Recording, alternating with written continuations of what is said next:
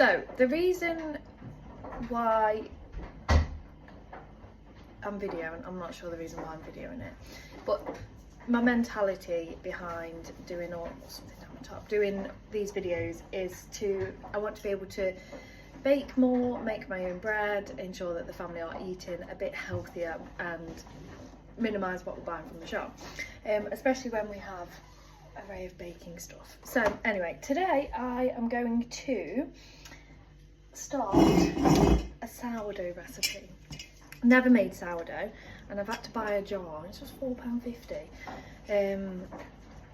So it's going to like ferment. I guess that's why it's sour. It's going to ferment for nearly a week, or over a week. I don't really know. I'm just going to see what happens. But anyway, I wanted an instant result, but that's clearly not going to happen today. I'm going to have to wait and do an update. So you need a jar. That's a clippy lid. I don't know why, but just doing what it says. And then I had 2 flours, and I can't remember what the recipe said, whether it was strong white bread flour or plain flour. So I brought both. So I'm going to check the recipe and I'll be back. Right, so I'm back. And just to clarify, to do the sourdough starter, it should be strong white bread flour. I'm not sure why, but you know, hey ho. So I have a pair of drug scales because I asked my daughter 2 years ago to buy me a Christmas present. I wanted some new digital scales and she brought me drug scales. Just to clarify, no drugs have been consumed with the drug scales or weighed. So I mainly use these. I do have another set of scales, but they're very old. But I mainly use these if I just need a smaller quantity weighing out. So anyway, so I have my jar, yay. Have my scales, yay. I have flour. So day one, what we need to do is 50 grams of flour and 50 grams of water. Now I've never measured water in grams before, but I'm just doing what it says. So anyway, so obviously I turn my drug scales on. Turn it on. Oh, but you can't really see. Oh, I'm using this because it's the only thing that that's light enough for the scales, because if you put like a bowl on it, it doesn't like it. So anyway, so we're using this. And I don't know where you can see. Where's best? Oh, okay, if I go along here, this notebook, this is my recipe book. Write it all down. So you put that on, set it to 0. I'm going to open this. Excuse my big rolls. I'm trying to stand like this so you can't catch a glimpse of the roly-polies. Get a spoon.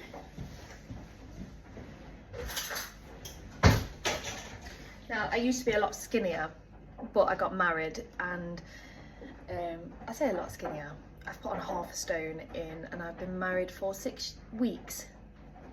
So if this is how much weight that you put on during a marriage in such a small amount of time, I dread to think what it will be like in 6 months.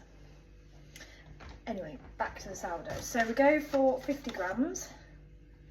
I'm guessing it's going to be about 3 tablespoons full.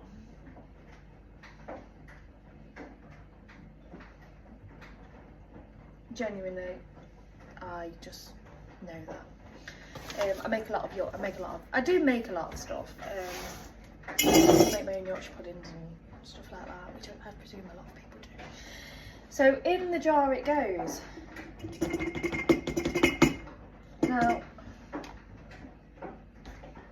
Now I'm going to measure 50 grams of water. Let me get a cup.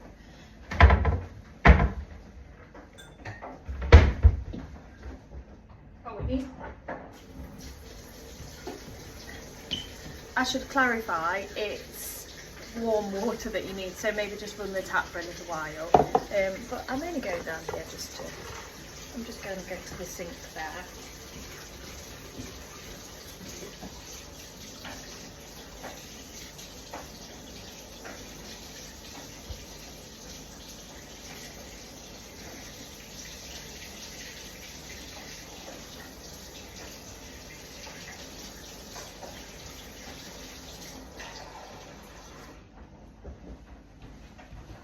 Right, and so this is warm now, so all I'm gonna do is set that there, and I'm gonna measure 50 grams.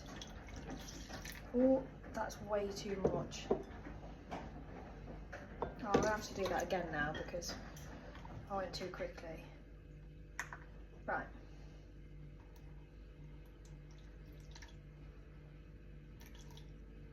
Yes, 50.9 grams. I don't think that'll make too much difference. So then we pour it in, get a spoon.